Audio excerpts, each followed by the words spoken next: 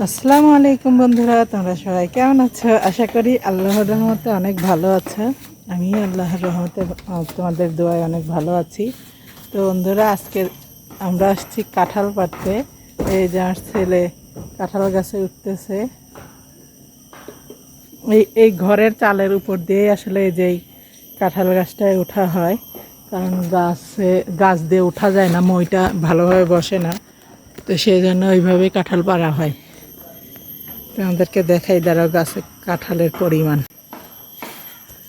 এই যে দেখো, এটা হচ্ছে আমাদের কাঁঠাল গাছ। এখানে অনেকগুলা কাঁঠালই ছিল। এই কাঁঠাল হচ্ছে বিক্রি করে দেওয়া হয়েছে। আর এখানে অল্প কিছুই আছে। এটা একটা কাঁঠাল গাছ, আর এই যে এখানে একটা কাঁঠাল গাছ।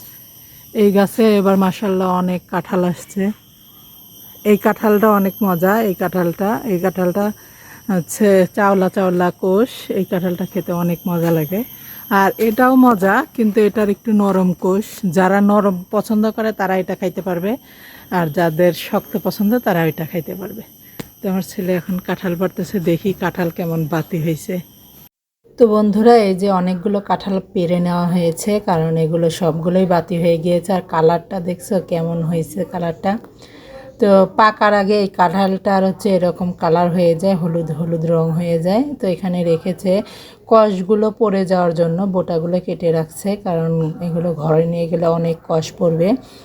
তো সেই জন্য এখানে কেটে কিছুক্ষণ রাখা হয়েছে। এগুলো হচ্ছে কষ ঝরার জন্য।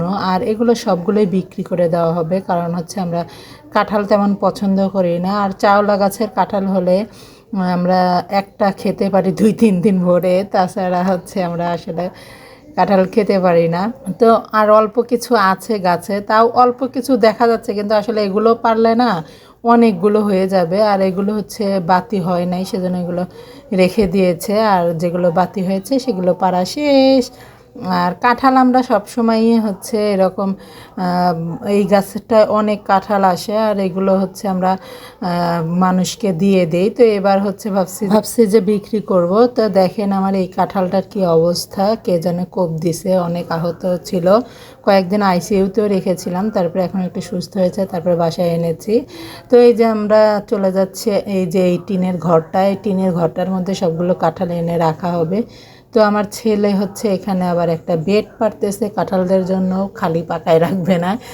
বেড বলতে হচ্ছে এখানে একটা কাপড় পেরে দিল, না হলে হচ্ছে কাঁঠালগুলো নিচে রাখলে কষ লাগবে। তো এটা আবার পরিষ্কার করতে অনেক ঝামেলা।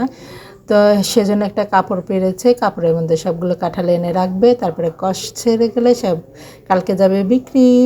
তো বন্ধুরা, আজকের ভিডিওটা এই পর্যন্তই। ভালো লাগলো অবশ্যই ফলো দিয়ে পাশে থাকবেন, আর আমার জন্য দোয়া করবেন। আসসালামু আলাইকুম।